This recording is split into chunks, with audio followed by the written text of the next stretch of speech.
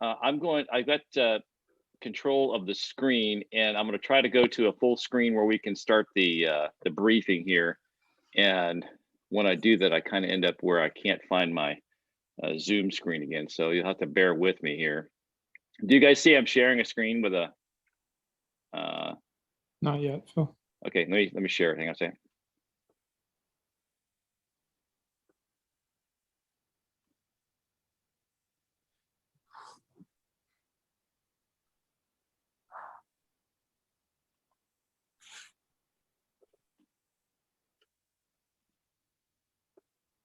There you go.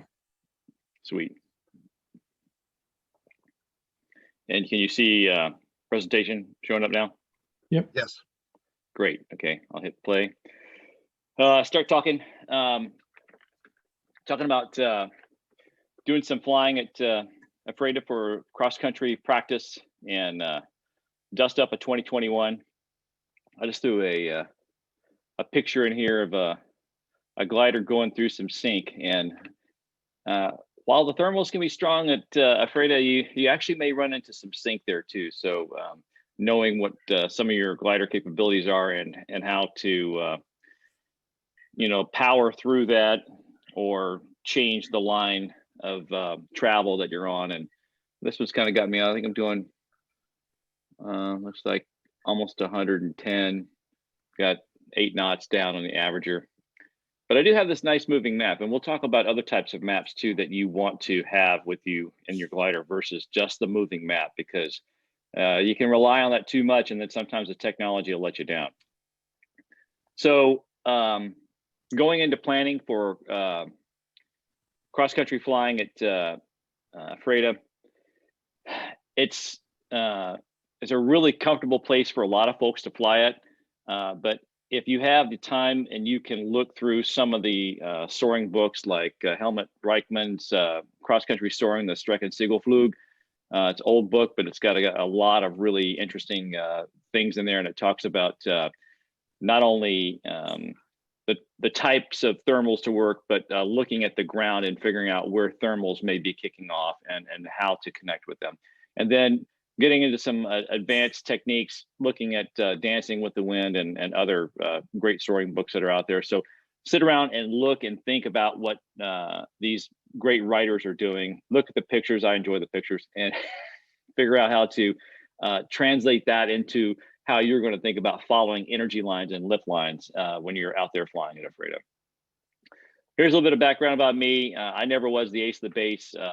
Always had some pretty good technology, and I got to fly some cool aircraft. And it seems like that, I have a glider that's 47 to 1 or 45 to 1, and that helps make up for a lot of my errors or inexperience. So having a great glider is good, but it doesn't, compensate for flying in a lot of sink for a long period of time. So another thing too about, flying career wise, and I try to emphasize this flying with the younger folks, and hopefully we will see, newer people coming out, is that, beginning my flight career in gliders, it kind of made all the difference for me in my career so far, is because it develops a lot of camaraderie. So getting out there and meeting people again, and, doing what we can to practice social distancing, but also, pushing gliders around the ramp and helping people out. And there's just a million things where people have helped me out all the time too. And it's always a team effort. So always thank the tow pilots, anyone giving the weather briefing, things like that. There's a lot of effort that goes into getting the dust up going. Plus, one of the songs I have is I get by a little help from my friends. So I always appreciate anyone that sees me doing something wrong and they can point that out to me and help me move along. And I learn something from everybody I fly with every single time. Looking at cockpit displays and thinking about what you have available to you, and knowing what the flight planning is. A lot of guys are relying on the maps, and we alluded to that just a little bit. The task, I think, getting to EPHRATA is knock the rust off, practice some cross-country flying. I'll talk about the weather and the equipment, some maps in the local area, and then they have some milk runs that I've flown several times on some mentoring flights. And then looking at the glider performance that you have versus some conservative rings on maps. And that kind of goes back to old school, the way I learned a long time ago. And then some safety considerations and land outs. And then with the DG-1000, in its glide ratio, I try to tend to favor airport to airport flying. So I've got rings on a map where I kind of know where I could land at an airport that would be suitable for me. Regardless of that, towards the end of the day, you could be getting low and you're coming back to EPHRATA, and there's some areas that Noel is going to talk about, I'm sure, about that are pretty much unlandable, getting closer back to EPHRATA. And then I'll talk a little bit about mentor flying and then lead and follow flights and then some decision making there. For weather, we typically have good weather briefings for the dust up, and the guys that are briefing the weather, they know the local area. However, for you and your planning, if you have a chance to get a SkySight subscription, highly recommended. This is the one I just called up for the 4th of May. And, you know, you can see where things look okay going up towards Mansfield and kind of windy out over the mountains, etc. Also, there's some YouTube videos out there for when you are using SkySight and you want to do some mission planning. And this one actually has, this is like a flight that I planned down in Ely, and it looks like it's going south from Ely, Nevada, towards Cedar City, et cetera. And it shows some of the convergence lines based on the time of day. So if you can plan some of your route of flight, it can show you how far and how fast you may be able to do a certain task based on the expected conditions. So there's some good YouTube videos out there explaining how to mission plan in SkySight. We talked earlier at earlier meetings about what types of survival gear I carry. I carry all my stuff in the little fly fishing vest, and probably you know, a couple of really important things would be the cell phone and the in-reach device for immediate contact with other folks that are out there. Can get good weather flying out of EPHRATA. This is a shot flying out of EPHRATA going to Glacier Peak. I think this is a Labor Day flight. So we can get some good flying, even make it into the mountains from EPHRATA and then fly back. This is crossing the Columbia on the way back.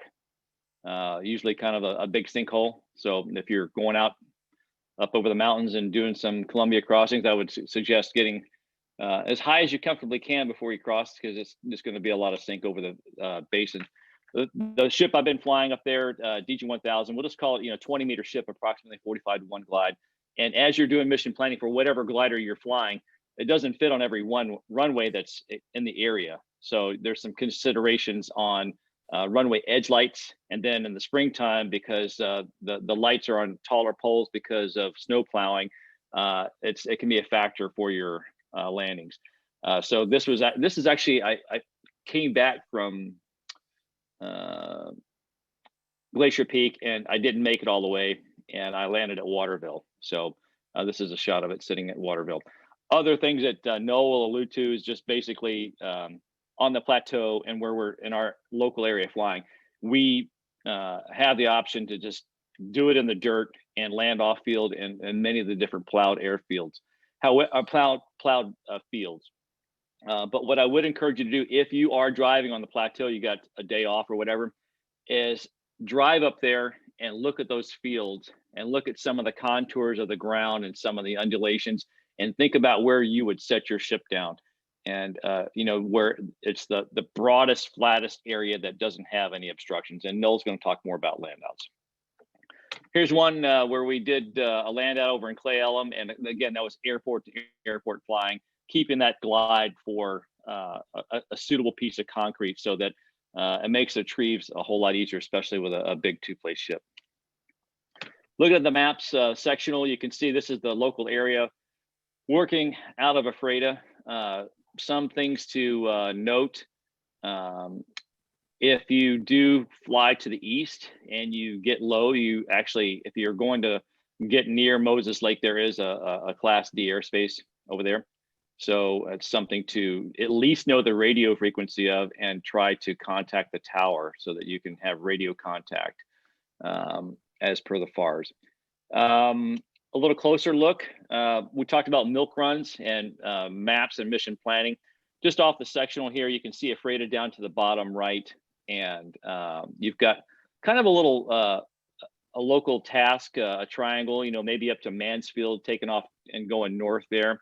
It's a pretty decent energy line in that area once the gliding soaring operations start from the day, and then maybe zipping over to Waterville and then coming back down to Ephrata. Or you can zip over by Wenatchee too. It's over by Badger Mountain. It can be a pretty strong area of lift in our soaring area. So up and down the plateau, really, if it's got some good cumulus weather and cumulus clouds, you can use that. And some days it may be blue and you're just looking for dust devils and et cetera. So hopefully they're not, it's not quite like this, but that would be good if you were up at altitude. So I would look for something like that along the plateau, and that would be kind of nice to see what that topped out as. This is what a little clearer, drier, and less dusty dust devil looks like from the ground. This is one that I took a picture of over at Ely, and it's zipping on up there. It's got a little bit of a bend in it. Looking at our local area off the satellite, you see all these plowed fields. So those are the things that are going to keep you safe out on the milk run I'm going to talk about. And that's basically taking off north out of Ephrata, getting dropped off tow on the ridge there by the pig farms. And I guess it's not even really a pig farm. What do they call it, Mike? Is that's actually a what is it? Is it some other type of animal farm? Sheep farm. It's a Sheep Canyon Ranch Road. It is it's a feedlot, and okay. But pig farm's the local nomenclature for it. That's right. That's what we call it. Yep. And it's pretty easy to get towed up there and get dropped off. So if you look to the east, you see Soap Lake, and then the coulee that kind of goes up to the north there. And then I'm going to shift the map up farther north, and you can see where it crosses Highway 2, and then it goes up towards Mansfield. And there's some unlandable terrain, but there's also fields that you can keep yourself within gliding distance to. If you have to do a land out, looking at the various fields, and Noel's going to talk about, green is mean and things like that, but looking for a smooth land out. And don't worry, if you land out, we will come get you. So just have your communication devices that work, and we'll come get you, and we'll be very hungry. So it'll be great. This is a picture of a land out I had with about a 10 p.m. retrieval. We got there pretty fast too, out in Ely in the middle of nowhere. Okay, so this is a milk run. The definition. I was surprised to find this: a routine, uneventful journey, especially by plane. So what I'm talking about is a milk run, and this is from a dust-up flight several years back. It's 2013, it looks like. And you can see we took off. We got dropped off tow somewhere around 3,200 feet, and we grabbed a thermal, zipped around a little bit. And then the goal was to do a lesson plan and go up towards the Mansfield area, and then come back to Ephrata. And I had 2 flights to do this day, so that was involving both of the 2 different students. So we had to land, and we even had about a 2-hour break in between because the student wasn't quite ready to go, and then we had a little bit of delay getting back towed up again. But as you can see, I'll talk more about the techniques that we used for going up to Mansfield and our flights. Here's another shot of it with a closer look at the barrow. And this is a second flight of the day. This one we kind of did more of a triangle that was up near Waterville. And even though we took a 2-hour break, I mean, we flew for like 330 OLC points for the day, and we missed the best 2 hours of flying. So the conditions can be pretty decent getting up there. So with that, I'm going to turn the screen back over to Noel. And he's got, I think he's going to talk about safety gear and cockpit supplies and staying in the best shape you can be getting over to your flying area. I'm going to try to shift the screen to you, Noel. Sounds good.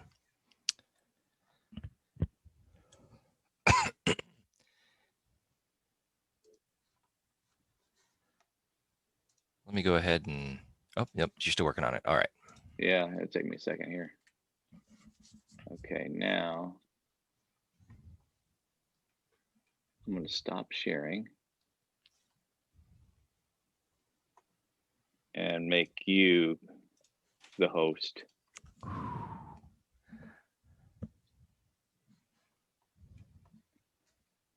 And I've done it in less than 60 seconds. Here we go.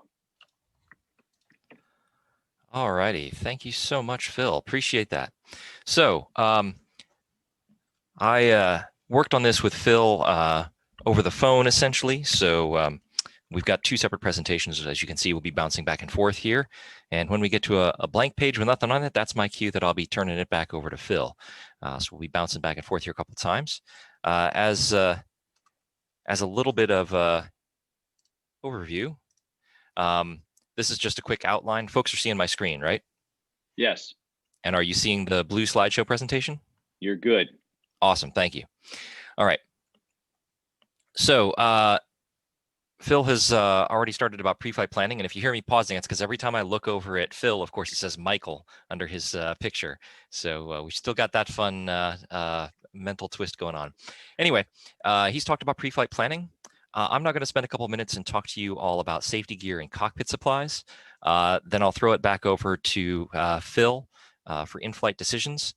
And then I'll round it out a little bit talking about landing out. If we have time, Phil's alluded to me talking about the local area.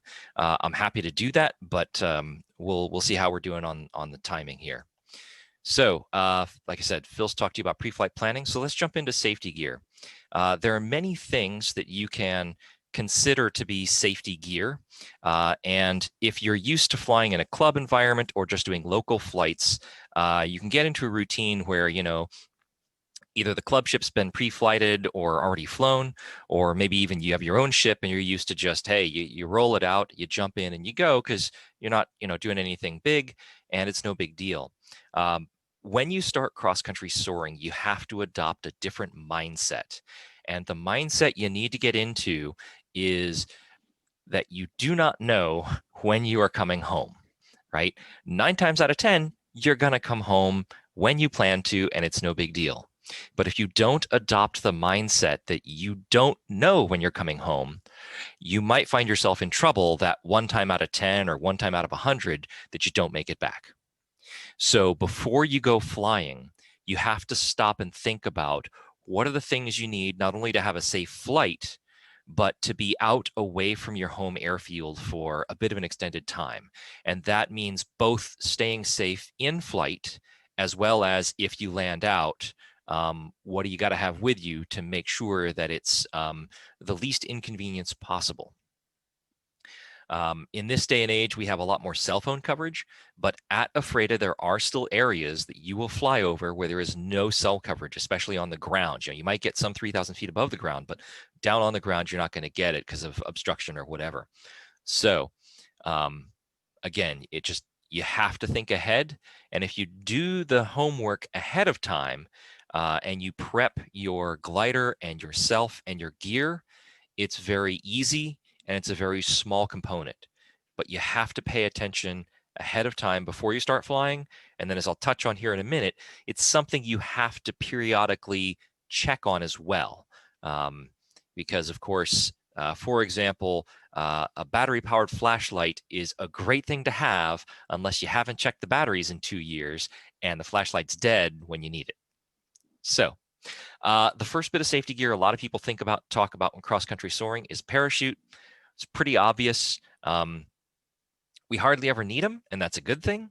But I, like a lot of people, consider it pretty cheap insurance. It's a great seat cushion.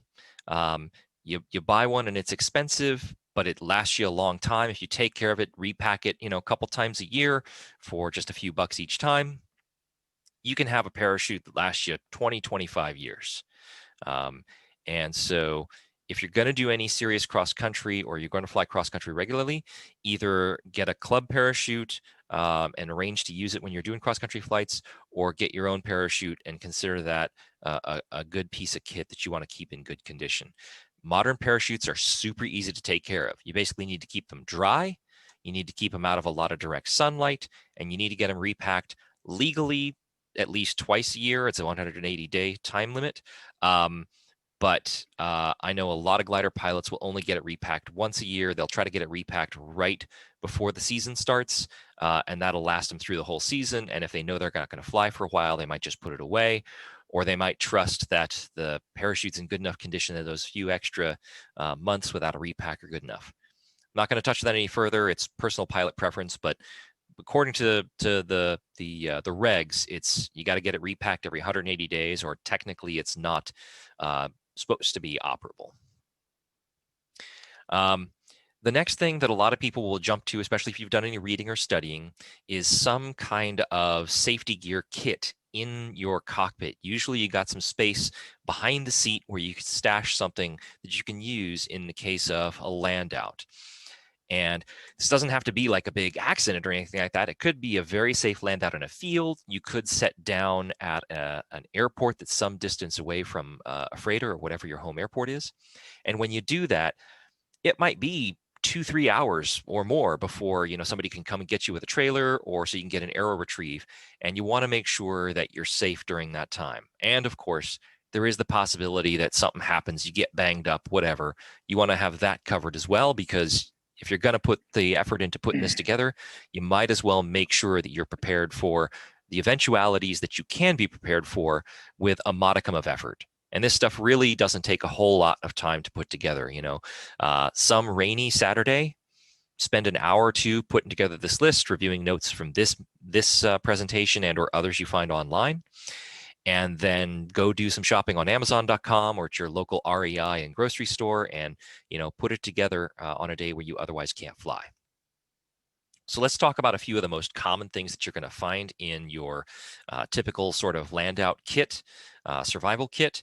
And then I'll open it up for other folks to chime in if you have ideas and suggestions of things that people should put in their kits that are not listed here, because there are a ton of great ideas. In fact, there are going to be more ideas than anyone can fit in one pack, and that's okay. This gives you options, and you can consider what's high priority to you and make sure you put that into your ship. So here's the list. First aid kit is pretty much a no-brainer. Some small portable kit that gives you the opportunity to cover any scrapes, bruises, make sure things don't get infected, anything like that.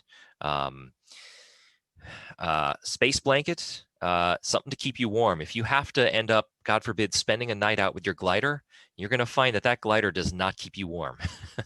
At night, especially in desert places like EPHRATA, which is essentially a desert, it's going to get really, really darn cold, and that fiberglass is thin. So something like a space blanket that gives you some insulation is a really good idea. Also, even though it hardly ever rains when you're flying out of EPHRATA, a rain poncho is, again, another no-brainer type thing. You can use it for a bunch of other stuff if you have to, but let's say you get washed out of the sky because of a rain squall, and so you have to put down somewhere in a muddy field. It's going to be that much worse if you're going to be really soaking wet and nasty while you're trying to take care of the glider and get everything taken care of and home safely. So rain poncho is a real easy no-brainer one. Then we talk about things that maybe if you're going to have an extended stay somewhere and you need to get attention or help, two common options are either an emergency whistle or a signal mirror, or both. You can get both in very small, compact forms, not much bigger than a small wallet, or even a couple credit cards thick, and those are good options. I put question marks next to fire starter. Some people think that it's really good to have a fire starter. However, one thing to think about is your environs. If you land in an area that's full of really flammable scrub, starting a fire to keep warm might not be the best idea. So it depends on where you're going to fly and what the conditions are. I would say you probably want to pack them no matter what, so you have the option, but think real careful about starting a fire, because keeping warm is one thing. Trying to outrun a wildfire that's consuming your glider is a whole nother thing. Again, super low odds it's ever going to happen, but think about these things now and then you don't have to later. When you land out, especially if it's going to be a few hours before someone can come and get you, it's going to get dark. And you're going to want to be able to see not only while you're waiting, but also if somebody comes to get you with a trailer, you're going to want to be able to see in order to de-rig and put things away safely. And you're not going to want to damage the glider or hurt yourself working with your trailer and your glider at night. So having some kind of flashlight or headlamp is great for if you have to de-rig, or if, God forbid, you need to hike out from somewhere. You're going to want that in order to avoid, stepping in a hole, twisting your ankle, making things worse, that sort of thing. A Leatherman type tool is a strong recommendation. Again, you might have to, cut some stuff up in order to, let's say tie your wing down, and you need to, make some strips of cloth or something if it's blowing really bad in a bad scenario, right? I'm talking, some unlikely scenarios here, but maybe you just, you need to unscrew part of your water ballast system in order to make sure all the water drains out while you're waiting to be retrieved. Leatherman tool be real good for that sort of thing, right? Again, from a general disaster preparedness standpoint, some paracord or rope is a really good idea. Again, let's say the winds are blowing really hard and you need to hunker down and wait it out. You could take your rain poncho, fill it with some dirt and rocks, tie it closed, tie it to your wingtip, bang, now you've got something that's going to help hold your wing down on the ground and keep your wings from slamming and the whole thing rocking. So just a simple example, one of many, many where paracord or some twine or some thin nylon rope is a really good idea. And then a couple that folks might not always think about is some cash. If you wind up needing to bum a ride into town from a passing car or something like that, and you want to cover some gas money, or when you get to town, you need to, grab some food or water, or you need to make some change in order to use a payphone if they still exist. Cash is really good. Most people driving down the road don't have a credit card machine or an ATM in their car. So, $20, $40, something like that in your kit is a real easy way to guard against that sort of eventuality. And if you don't put it in your land out kit, at the very least, I recommend keeping a little bit of that cash in a pocket on your person in case you have to use the parachute and you and your land out kit go two different directions, which I'll talk about in a minute. Lastly, a couple more common sense ones, a little bit of food, a little bit of water, and potentially a jacket. Again, depends on your environs and where you're going to fly and how much room you have. Most of us, and we're going to talk about water in a minute, most of us are going to have some water in the cockpit, but it's easy sometimes on a big flight or a hot day to suck that water down faster than you mean to. And if you run out in the cockpit, you probably want to have a reserve supply in case you do land out and you have to wait for a while.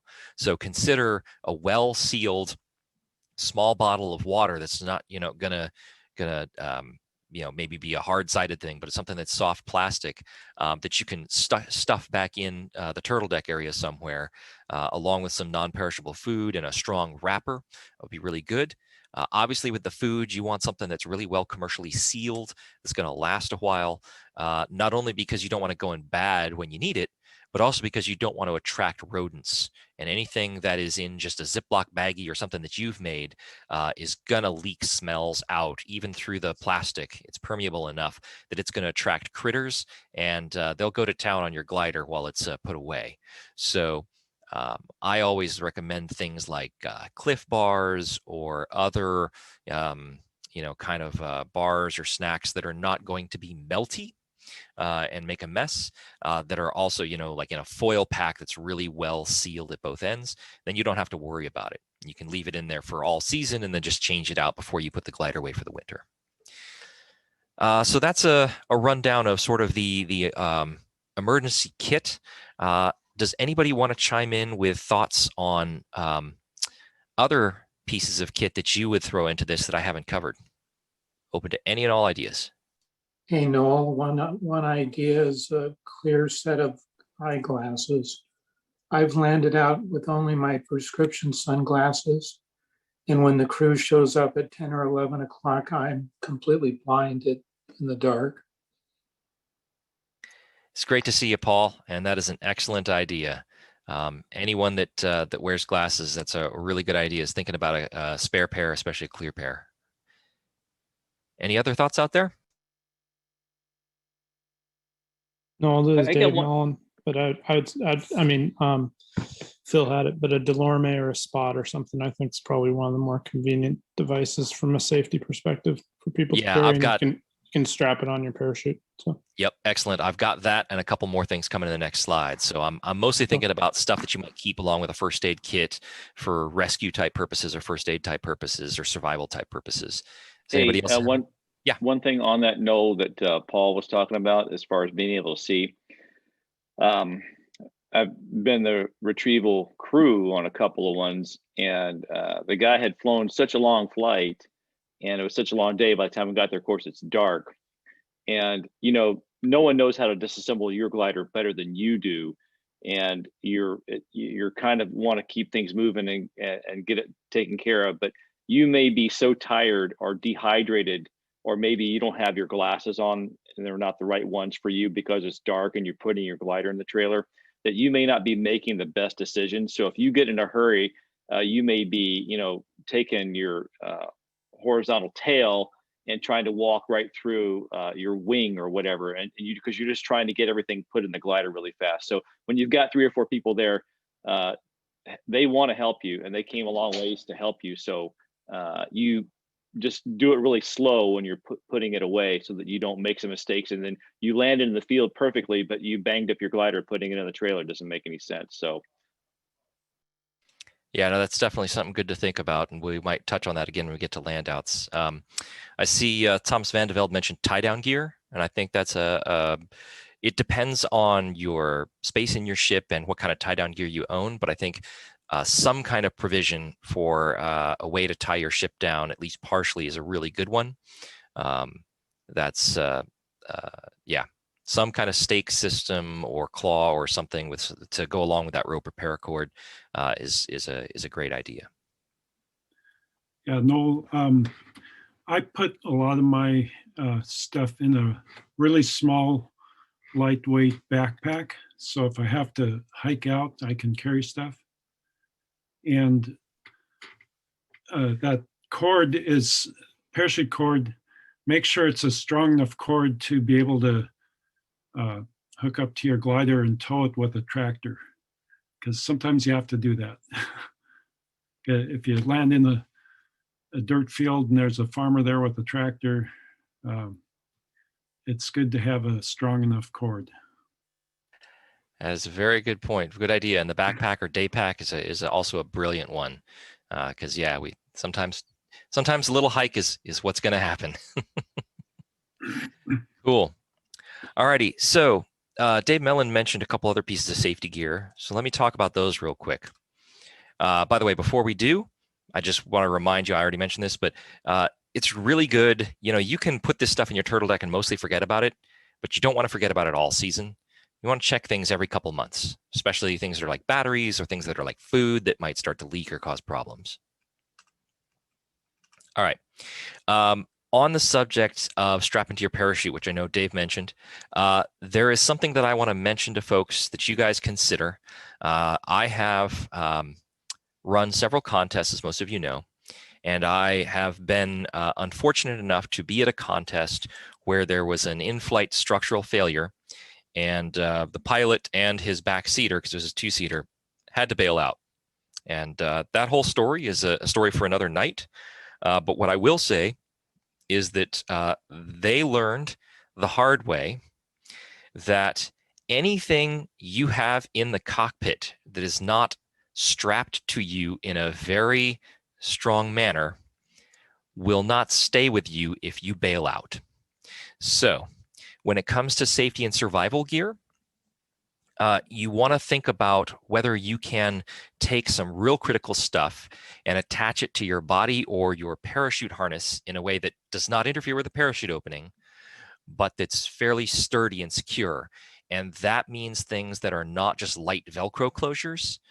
Preferably it's something that is tied with a knot or with really strong snaps, or like I said, is permanently affixed. The one that I'm a big fan of, that I'm showing you a picture of here, even though it's a kind of a low-res picture, is called a Smack Pack. It's by Alan Silver of Silver Parachutes, and it's an acronym, SMAK, and that stands for Save My Ass Kit. And they're not that expensive. And the pack is roughly the size of a wallet, the main pack. And as you can see from this picture, what it contains is it contains a hook knife, which is really hard to cut yourself with, but is really great for cutting straps if you have to cut seat belts or parachute lines or anything like that. It's got some paracord attached to it, probably not strong enough to tow your glider, but could be useful for some things. A signal mirror, a whistle, some fire starters, and one or two other little pieces of kit. It's real great, and it's literally designed to strap to your parachute harness or to yourself, like to your belt or something like that. And it's something that I would consider if I was going to do a lot of cross countries, especially over any adventurous terrain, that I get that. And that way you're covered for all that stuff, whether you land in the glider or land outside the glider. All right. The other piece of kit that's a real heavy safety gear item that David mentioned is some kind of personal tracker or PLB, personal locator beacon. So I'm showing sort of the three main options here.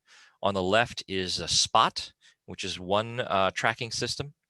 In the middle is formerly DeLorme, now Garmin InReach device. And on the right is a PLB. Now, a PLB is essentially like an aircraft ELT, but it's a little bit more accurate and it's a lot more portable. And the good news about these systems is while they're a bit expensive, you don't have to pay any subscription fees. They just kind of work for the most part. So if you're, limited on funds, but you want something that no matter where you land out, if it's an emergency that somebody's going to be notified, the PLB is an option for you. A lot of people, myself included, use a Spot or an InReach, and I've used both. So if you have questions about them, feel free to ask me after the presentation here. And what these devices do is you have to pay a subscription fee of somewhere around $100 or $150 a year, but they allow people on the ground to track you, because these systems check in with satellites every roughly 10 minutes, and they will drop pins on a map while you fly. And they're also great for hiking and kayaking and a bunch of other outdoor sports. But it allows people to kind of follow along with your flight, see where you're at. And if, for example, you land out or you go missing, they'll be able to look and see your last known position. And that gives them a real good starting point, first of all. Second of all, if you have an emergency, both of them have an SOS button that will alert search and rescue. So they give you an option to do that, much like the PLB does. Some of the devices, especially the InReach devices, can also let you send predefined text messages or emails to people. So for example, my InReach Mini, and I'm sorry it's not with me right now, in like 3 button clicks, I can send a message to my wife that says, hey, I'm about to start my flight. And then when I land, I can send another one that says, hey, I landed, everything's okay.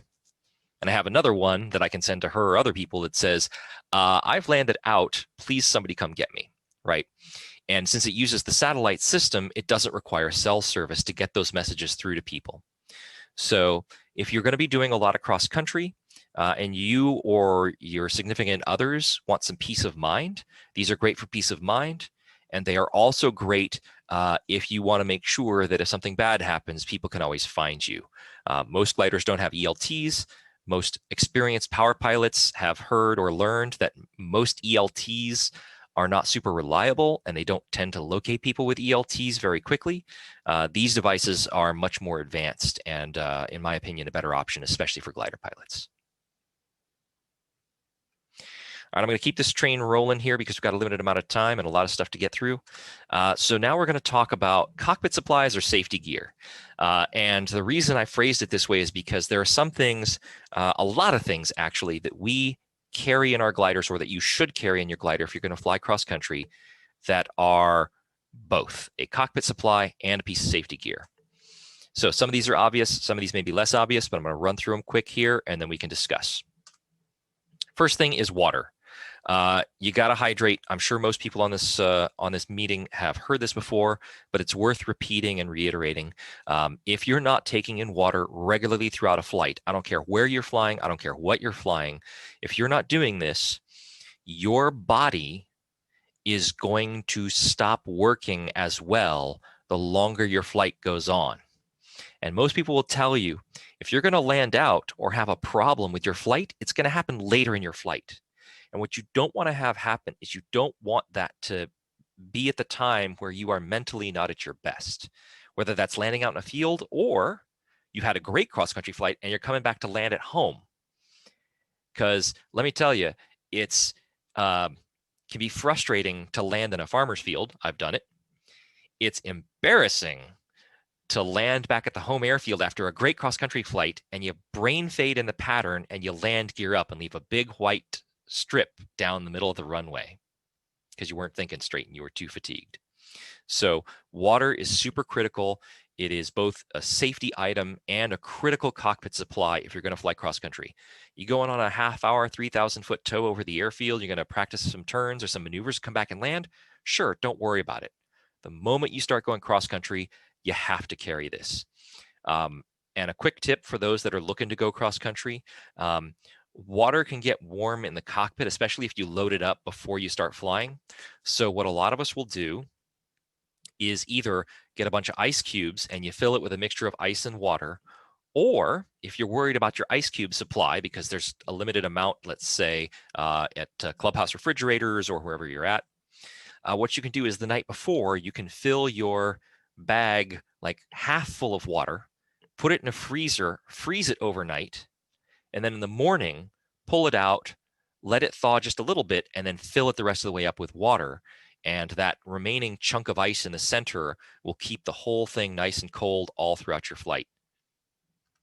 Now, if you're going to drink water, that means you have to eliminate fluids. And this is another thing that is both a cockpit supply and a safety gear item, because two reasons. One, if you stop going to the bathroom, you're going to stop drinking just naturally. Your body's going to signal that it's got the fluid level it needs in your body, and it's not going to make you feel as thirsty as you are. In fact, fun tip for you. By the time you feel thirsty, you actually are already mildly dehydrated. That reaction in your body doesn't kick in until after your body has sensed that your fluid levels are low for a little while. So, same thing is true if you've taken on a bunch of water but you haven't eliminated. Your body won't give you that cue to drink, okay?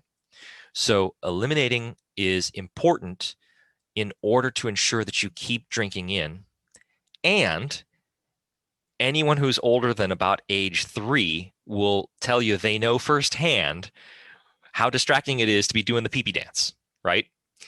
And I don't care how young or how old you are, if you are trying to cross your legs, whether you're sitting down or standing up and jumping around, that is really distracting. And it can become a hazardous cockpit distraction.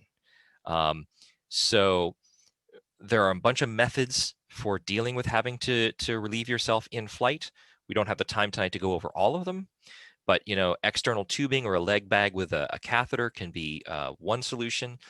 Another can be wearing absorbable garments like Depends or other brands. And I got to say, more and more, with as good as the technology is getting, a lot of people are switching over to the undergarments because it's just a heck of a lot less hassle. You don't have to worry about things leaking or breaking or whatever. I have heard stories. I have never done this myself, but I've heard stories. Another solution some people do is they take diapers, they'll chop them up and they'll stick them in a Ziploc baggie. But I have heard horror stories about the front pilot in a 2-seater trying to shove that out the cockpit vent window, which is littering and you shouldn't do anyway. But it coming back and hitting the wing and not only breaking open and spraying through the open vent to the backseater, but also sticking to the leading edge of the wing. And now you got this big thing hanging, flapping on the wing that you got to fly around. And who knows if it's going to get stuck in a control or anything like that. So although you'll hear from some pilots that, you know, peeing into a bag with diapers and stuff is an option, technically it is. I would really think about steering clear from that, because that's just one more thing you have to pack into the cockpit. It's much more preparation. Then you got to deal with disposal afterwards. There's potential to leak around inside the cockpit if you leave it in the glider. So one of these two options I've outlined here is far and away going to be a little bit simpler for you and easier to manage. A couple more things here before I turn it back over to Phil. Cockpit supplies and safety gear. Hats. Hats are both. All right. I have, on a couple of occasions, flown without a hat, thinking, oh, I'm only going to be up for like 2 hours. It's not that big of a deal. It is a big deal. It's the glare will get to you after a while. The heat will get to you after a while. The sunburn the next day is no fun. So what I often do is I often take at least one extra hat and I throw it in the back of my glider, behind the seat, and I leave it there all season. And that's my emergency hat in case I find myself at my glider without a hat. I know I always have one I can fly with there. And then I'll usually have another 2 hats that I'll take with me everywhere I'm going to go fly. And whichever one I use is the one that's gotten the least sweaty and grungy over the last couple of days of flying. On a similar topic, sunglasses, I would put these as a safety of flight issue. If you're going to fly cross country, you're going to be up long enough for the sun to move through the sky. And I don't care if it's your home leg or a different leg where you're trying to get somewhere. The sun is going to be in front of you where you're trying to fly to at some point in the afternoon. And not only is it harder to see your lift and to concentrate if you're staring, trying not to stare into the sun wherever you're going, but this is a safety of flight issue because there could be other airplanes and gliders out there in the direction you're heading.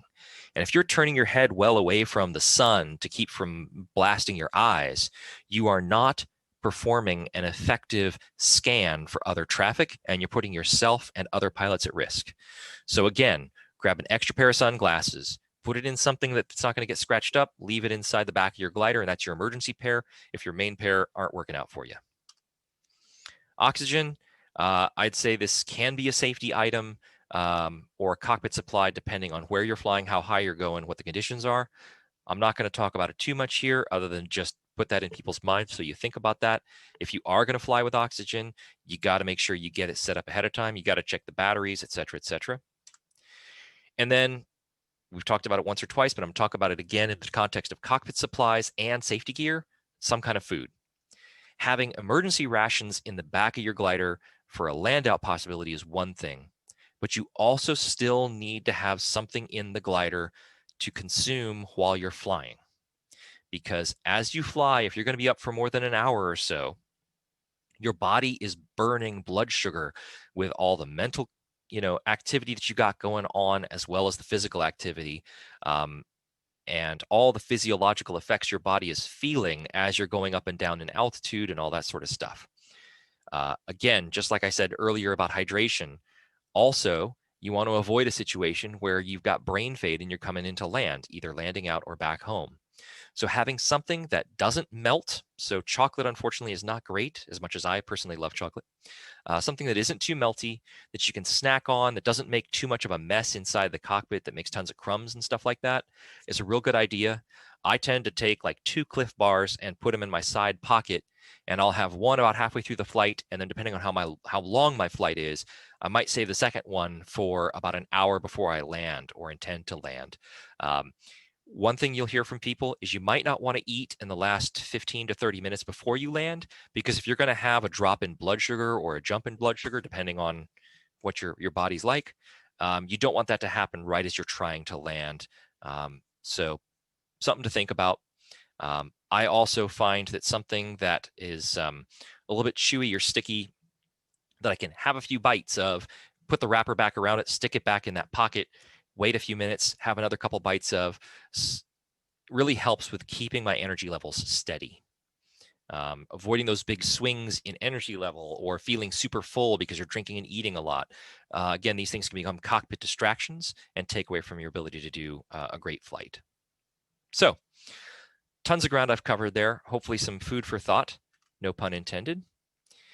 Last couple things that people can forget about easily in this day and age of moving map displays and PDAs and stuff and phones is paper charts.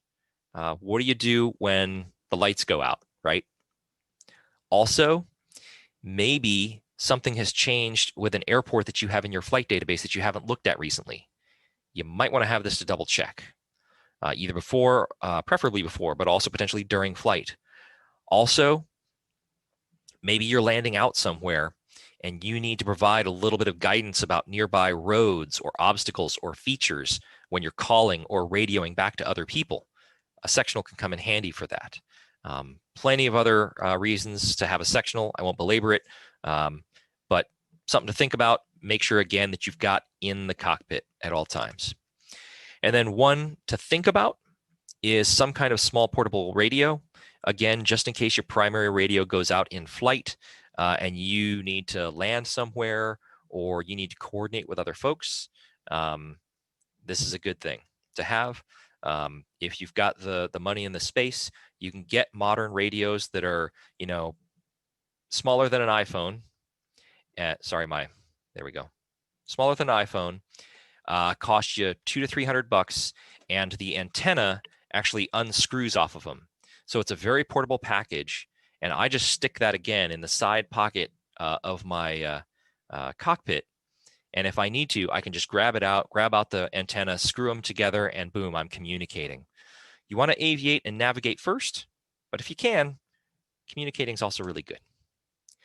Last thing here I'll cover is kind of starting to stray away from this topic, but again, I'm just going to plant the seed in people's brain. If you're going to fly cross country, you also have to start thinking about your trailer and your aircraft in terms of safety gear. And what I mean by that is it's no fun to have somebody try to come get you with your trailer and this sort of thing happens on the road on the way, right?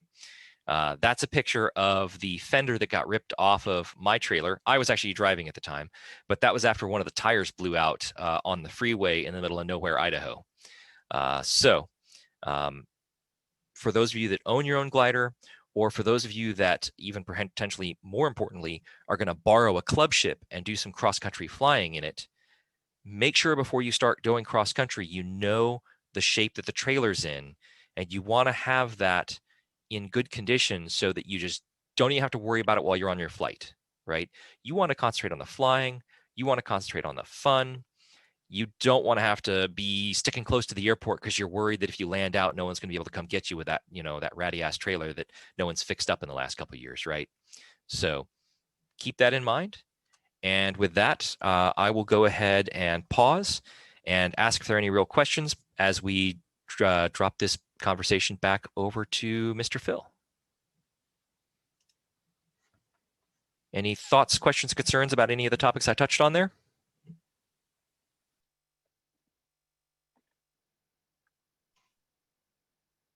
Either I've covered it well or I've put everyone asleep. We're not asleep. Thank you, Jeff. I appreciate that. All right, Phil, take it away. Okay, good. So I guess you click on me and make me the host again. Is that right? I don't know. Should we hold a vote on that? All right, there you go. And then you can also mute the guy too, and then you don't have to. Perfect. Okay, let's see if I can go back to screen sharing.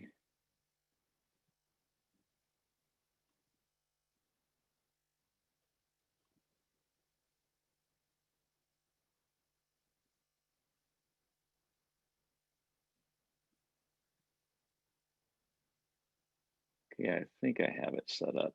Let's see here.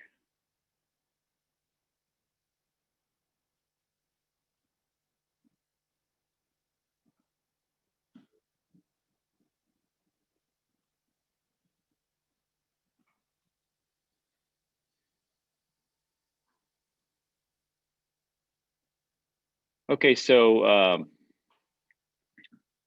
more thoughts on the in-flight decision making. It's funny that I had Kevin Finke. I noticed one of the comments, and it's like, "Hey, the milk run is by plane, and this is by glider. There's nothing routine or ordinary in a glider." And I guess that's why we fly gliders, because I mean, you're not firing up the motor and going to another place and getting a $100 hamburger with your avgas. So I wonder, I guess as a plane, it would be like one with a motor on it too. So maybe that applies in some types of gliding. And a milk run was it when Kevin Finke landed out, he needed to have milk and cookies, and his dad had those ready. So when we went to go pick him up in the field, Kevin, being a smart glider pilot landing out, he made the call. He landed in a good field, and we're getting ready to disassemble the glider. But first thing was he needed to have some cookies and drink some milk, and then he was ready to put his glider back in the trailer. I thought that was kind of a good way to rehydrate and get some energy for the disassembly. So let me see if I can get back to the thoughts and discussions on flying and in-flight decision making. And I kind of call it a milk run because when we have good soaring days in EPHRATA, it's quite typical for some good lift lines to be kicking off on the plateau, especially running north and south from EPHRATA. So it's kind of a good place to do some cross-country learning, or just kind of knocking off the rust if you're familiar with flying in EPHRATA, or if you haven't flown much cross-country. It's a good place to begin learning cross-country because of the numerous land-out fields. And when I do, I'm going to kind of mix this together with some of the mentor flights that I do. But what we're looking for doing mentor flights is we're going to have a couple of gliders that should be able to do some mentor flying during the dust up, and we're having some participants. Ideally someone who's a private pilot and is looking to learn how to fly cross country safely and come back to the field. The thing is, when you're getting your CFI, your FAA examiner is going to ask you for what your lesson plan is. So if possible, and you can come up with an idea for the things that you want to cover if you're going to help someone on a mentor flight, or you're going to take someone on a lead and follow type flight, versus just taking off, just kind of hang with me and we're going to go. There are some things that you could talk about, and I do have a little bit of a outline of a lesson plan that folks may want to look at. Let's see what I got here. Basically, I'm looking for, when I'm flying with folks, what their comfort zone is. And I want to know what's really frightening to them, because there are people that don't want to go cross country because they're afraid of a land out, those types of things. Or maybe they don't want to fly over unlandable terrain because they think they may run into a lot of sink, and then they are having problems. Or also flying outside of glide of known airports. Another thing, they're worried about damaging glider during off-field landing, or maybe flying close to the terrain if they're on ridge lines or in the mountains. Or the other thing too is people are concerned about flying close to other gliders and other airplane hazards and things like that. So what I try to do is I try to ask the folks I'm flying with, and this is probably questions we should always ask ourselves: what are the risks that we are facing? What do we think are the most important risks? And then what are the things that we're going to do to mitigate those threats?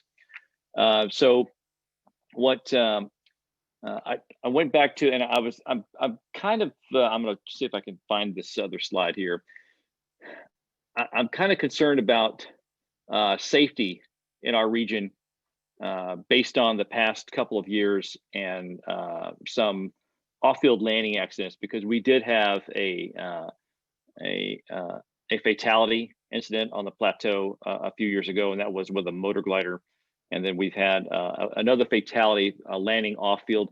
And what I'm quite certain of is that these folks, they had a map and they were using it, but for some reason they weren't able to effectively either get back to their home field based on sink or whatever, or they weren't able to find a good landing place that was going to be suitable for them, or the approach to that landing didn't work for them based on airspeed or pattern errors or things like that. So I just like to go back to the old way of using this map. And you can look at this map, and there's a VOR ring that's around the EPHRATA VOR. And that ring is about 10 miles. So if you're taking your ship, and most of the gliders out here, unless you're like in a PW5 or something like that, or I think it would be kind of fun to fly a 126 on the plateau. I would go do that. But if you fly a 126, you definitely want to have your trailer ready. No doubt about that. But the rings on this map, and the kind of the way I started, 35 years ago in a LaBelle was that I drew whatever the glide ratio was, I cut that in half and I started drawing some rings on the map, and I started thinking about how far away I could be from a particular airport. And I just drew them with a marker on my map. And I use that as, just if all bets are off, I have this altitude I can get to this field. So taking those rings and putting them on this map somewhere around where some of these airfields are that are likely land out spots, you can kind of tiptoe from one airport or one possible landing place to the other and not really be too far outside of glide for any of those things. So I would encourage people to just recalibrate and go back to thinking about what are the rings on the map versus the flight computer, because there may be times when that doesn't work properly, or you're not, you don't have it dialed in the right way, or you end up focusing on that moving map or your flight computer to the detriment of finding a place to land and coming in. So you get distracted, and then you have the big gear planning, or worse, you fly a bad pattern and you have an accident. So we talked about on lesson plan and mitigating the threats. There are also some good articles by Tom Knopf and Soaring magazine, and I've talked about different glides for the way of analyzing what your hand and looking out the window and thinking about how far away something is and what your glide may be coming into a field. And then also some field scanning techniques, landing over obstacles, and then, like we talked about before, driving up down the plateau and then marking your tablet or marking places on your map for places that would be a good land out spot. Other things that I talk about for the folks on mentoring flights, I talk about using a FLARM and clearing for traffic, and knowing what some of the routes are for the jet aircraft, whether I'm flying in the mountains and they're low levels with the F-18s, or we've been in a freighter when a 737 MAX is given clearance into the Moses Lake, and he flies right, or C-17 or whatever, they fly right through the pattern in a freighter, which if you not far away from a freighter and you're thermaling at cloud base, there could be that type of aircraft. So having the eyeballs out and understanding that those guys can be coming through is that's an important factor. And by the way, those are commercial airline pilots. They're not fighter pilots. And I'm here to tell you that their ability to look outside a cockpit, I'm not dogging them. I just know how busy and heads down the cockpit is of a modern airliner or a C-17. And they are not going to be paying attention or looking for you. So having altitude encoded transponder is going to give you a leg up, because the approach controllers do not want to vector those guys near those light aircraft transponders. So ADS-B out, another plus there. And then getting to flying with folks on a cross-country leg, I'm always wanting to continually evaluate where the comfort zone is for those folks as we're doing a cross-country flight, and then realizing that the purpose of the flight is to kind of push the boundaries for where they are learning and how to go cross-country, but also not getting so far out of their comfort zone that they get scared or frightened of one part of the mission or whatever, because that's when their brain starts, stops paying attention, and then they kind of withdraw into a survival mode, and then their learning will slow way down. They won't hear the things that you're talking about. So an important thing to do on your cross-country and your in-flight planning is knowing where your glider is good for speeds and bank angles and a turn and thermaling. And there are articles in Soaring magazine I can refer you to based on that. But also think about what works best for you based on your current experience and how long it's been since you've thermaled, and then what are your strengths. So and then what are your strengths as you climb higher in that thermal. And how do you know it is when you're having a great day, or the condition is going to continue to be good? And then also, I try to get people on course thinking about, while they're thermaling,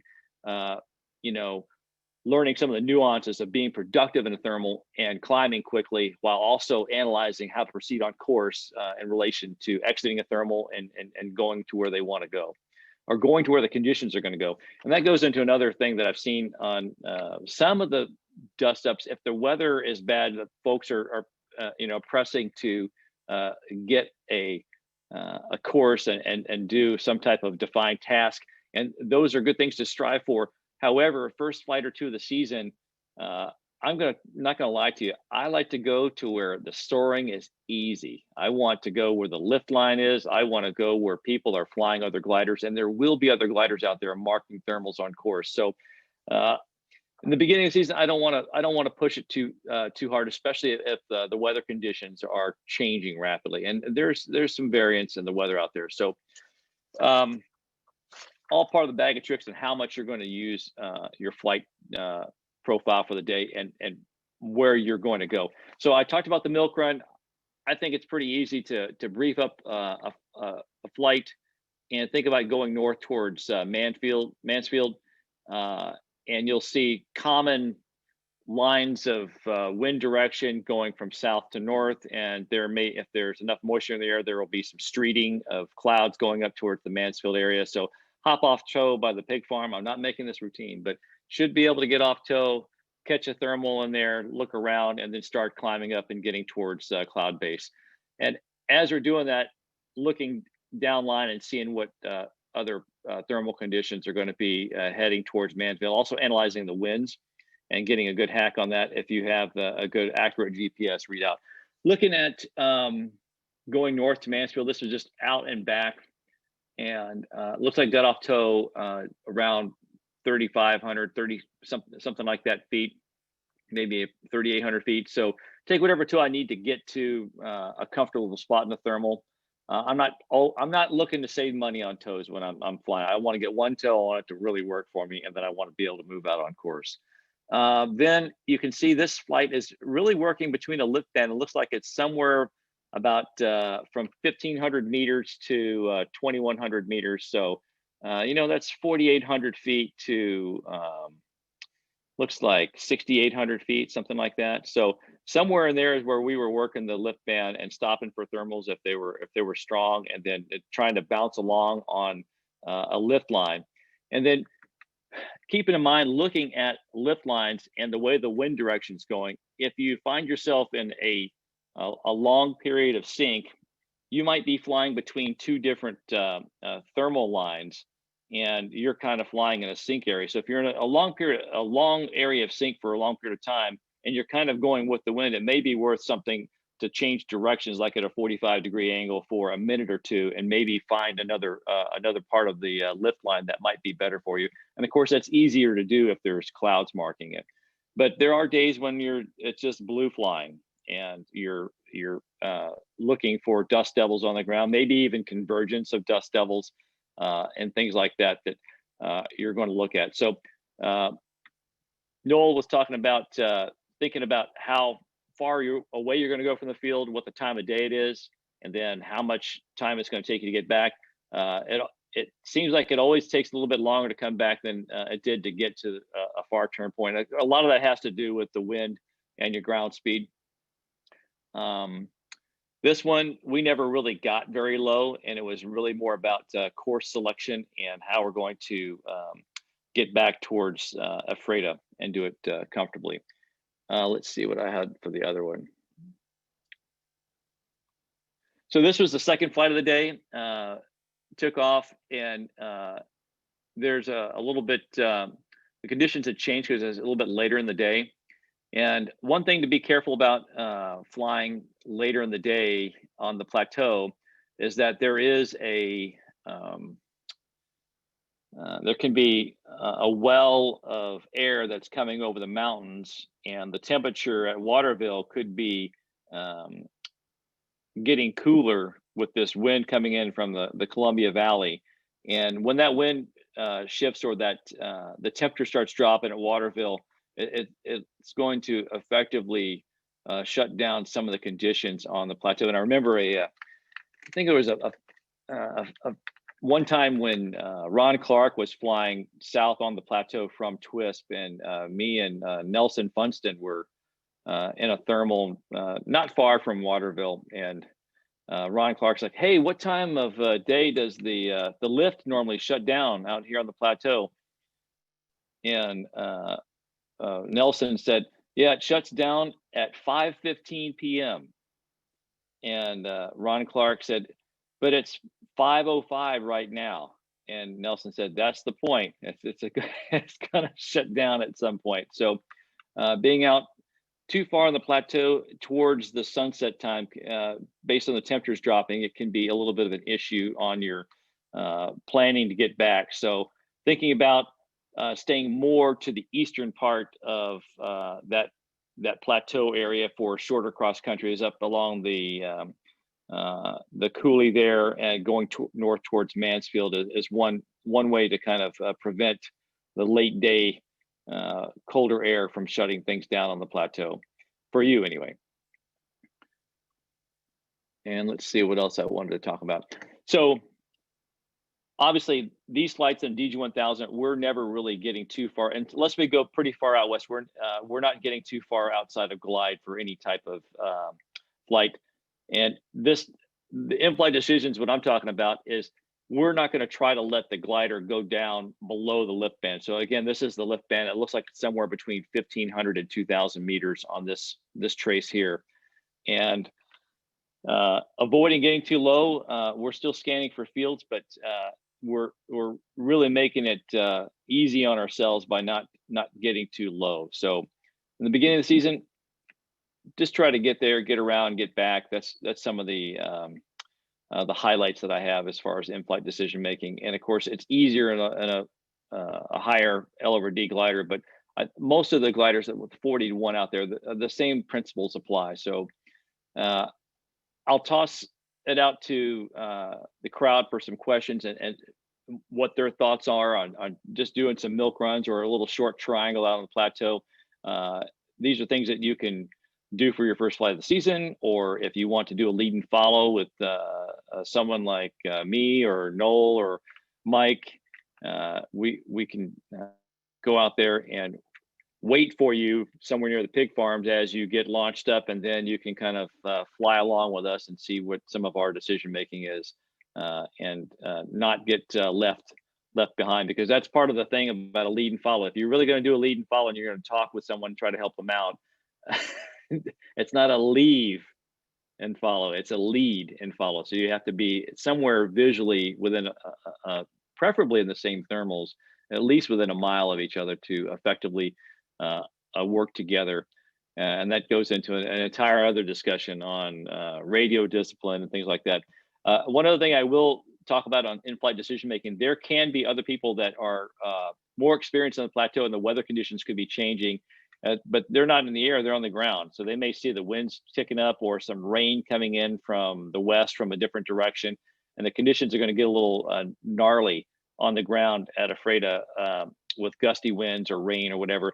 And if they are on the radio and they're saying, hey, it's starting to get kind of bad, that's a great time to say, you know what, I've got some good altitude here, I'm going to bring it back and get it on the ground before this gust front comes through or whatever. So there are people that are looking out for you at dust up. So be heads up on the radio, and they may be able to give you some tips, especially if the weather conditions are changing quite a bit too. Hey, it's time, bring it on back, and then the weather's not going to be that great for soaring the rest of the day anyway. And that also helps avoid all the land outs and then the air retrieves, and there's a whole lot that goes into that too. So I'll open it up for some questions, folks that have things that they have seen and done on these little milk runs up and down the plateau there. They're really fun. And like Kevin said, there's nothing really routine about it, but they're part of doing the mentorship is to take away some of the magic, because there are some people that find this very difficult, but the folks who are used to doing it, they just get off tow and they just kind of zip up and down the plateau and they just drive around like it's a Piper Cub. But it can get to an easier place in time if you practice it or time or two. That's one of the things I want to say. So I'll turn over to the group and see if there's some questions or things that they have for me, or anything else that they would like to talk about too on in-flight decision making.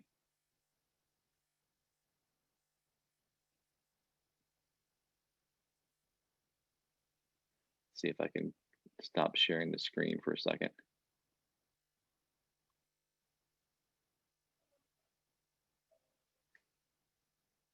Okay, this is an advanced crowd. I expect lots of great tips and techniques.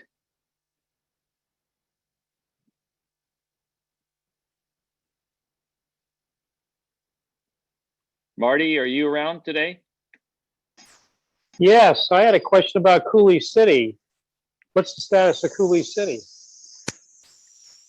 You know, I didn't cover one other important thing on pre-flight planning is the checking the NOTAMs, the TFRs, and getting a good grip on that prior to taking off, and that hopefully is covered with the daily weather briefing as well. People are generally up on that as we are getting ready to launch the gliders. Noel, do you have something like you have any info on the airport Marty was talking about? No, I don't. James Cooper actually just found a link to potentially buying a fractional ownership of it. But that's, I think that's from 5 years ago. I don't know if that's still a going concern or not. I landed out there about 3 seasons ago, I believe, 2 or 3 seasons ago. I guess 3 because 2020 was a lost season. Anyway, at that time, I found that it was still decent condition in terms of the surface, but they have definitely, at least as far back as 3 years ago, they have definitely been using it more as a agricultural equipment storage location than as an airport. So you're starting to see a lot of pipes and tanks and mechanical gear and tractor attachments start to get piled up around the airfield, sometimes pretty close to the quote unquote runway surface. So I think before anybody this year thinks that it's safe to land, we should probably do a recon drive over there some morning, take a look at it. It's only, half hour, 45 minutes up the road from EPHRATA, and it's probably time well spent. And I would definitely keep an eye on that.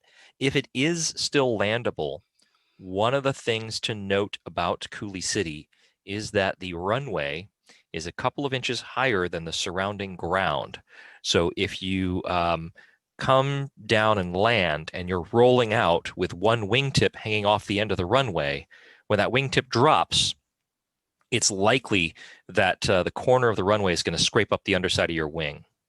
So this is a little bit more of an advanced technique. I'm not going to suggest anybody go out of their way to do this, but if you're going to land at Coulee City, if we determine it is landable, you're going to want to probably offset a little bit from center line and make sure that you can put a wing down on the runway surface.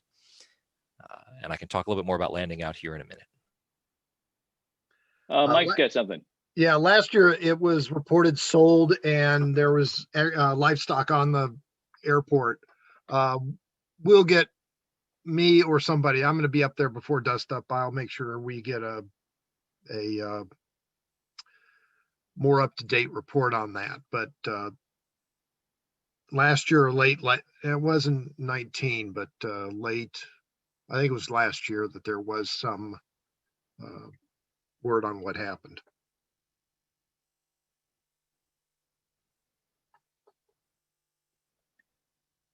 Good. Anybody else got some other things?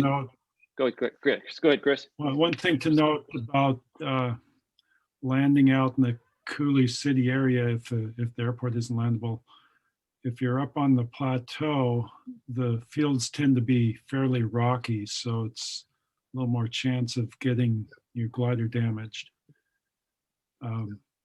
So you might favor the east side of Banks Lake there if getting low, if that's the case. And I've never had a good run from the east side to the west side and been able to maintain my height. I've always had Saint going from about 3 miles east of Coulee City Airport to past the high spot. Usually it's the issue is there's a little bit of a drainage wind coming down the coulee, so it's just wiping out everything in that area. There might be it's a lake, so there's nothing really lifting there. So, and then the west side of the coulee is about 500 feet higher than the east side. That's part of the reason the coulee is there, is because there's a fault that runs along, or discontinuity in the crust, in the all the basalt flows. There's a discontinuity there, and that's what the weakness was that caused the coulee to form in that area. But the west side's higher, so you're always going into higher terrain. And I remember crossing it one time and getting 5 miles into the dirt and being only 500 feet above the ground, and me and somebody else were grinding around at 500-600 feet, just zero sync until finally that thermal kicked off. Just something to be careful of. Don't bet on just gliding across smoothly, and there's nowhere to land except going down the coulee into the Sun Lake area, and possibly landing on the golf course with there's a few fields down there, but it's dangerous. There is a duster strip that Marty landed in and Dick landed in that may fill the whole of Coulee City. It's not preferable. I mean, Marty can talk about it at some length. You got to land uphill, but it is a runway. It And needs to be land north, it's pretty rough. Yeah. There are a bunch of duster strips out there, but they are duster strips. They are 30, 40 feet wide. They are for the turbo thrushes or Grumman Schweitzer egg cats. They don't use anything smaller than those anymore. So just be aware that you're landing on a very narrow strip.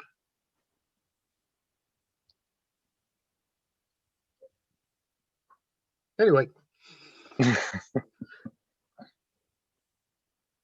That's good. Other thoughts and comments on? It seems like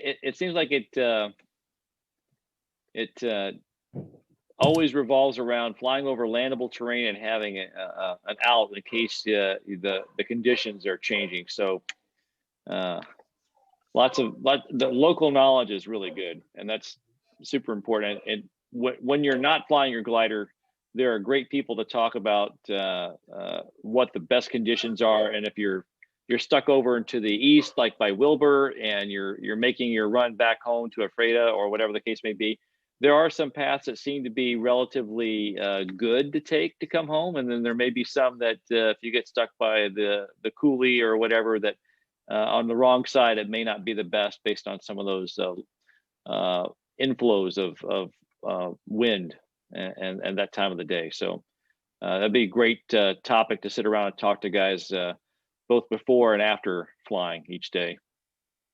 Yeah, a few contests ago, I think it was maybe 2017, I landed out northeast of Soap Lake off the plateau there. And it was really a good field because it was fine dirt, no rocks at all. And the only problem was there wasn't a farmhouse nearby, but I landed there because there was an active tractor in the field. And of course he saw me land, so he came right over, and I happened to have a rope that I could tow my glider with in that dirt and hooked him up, and we towed it right to the road, and it was an easy retrieve. So, but I know that someone else landed up on top of the plateau that same day and had damage from rocks. So just something to keep in mind. Okay, I think with the focus on land out fields, I'll turn it back over to Noel and I'll let him do the screen sharing and see. Let's see if I can do that.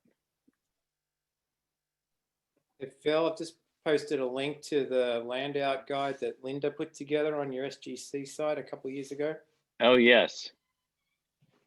Thank That's a good you. reference. It's really good stuff. Let's see if I can make Noel the host again. Thanks, Phil. While Phil's doing that, I'll just jump in and say that I realize that we've got a pretty long meeting going on here, which is good, but in this day and age of everyone being on Zoom all the time, I'm sure a little bit of fatigue is setting in. So any full discussion of landouts takes a fair bit of time. So we're not going to cover it super comprehensively tonight. What we'll do, though, is I'll try to cover some highlights, some basic best practices, and then direct you to some further reading for, I think, some really good write-ups and sort of step-by-step ways of thinking through how to have a successful land out and sort of the nuts and bolts of it. But we're going to start with thinking about, okay, you've been in flight, you've been making some of the in-flight decisions that Phil's talking about, and you know, things aren't working out in your favor, and you're starting to slip down below that working band. And that is sort of the first crucial moment where you should have been thinking ahead and planning ahead. And if you're not, you're already behind the 8 ball.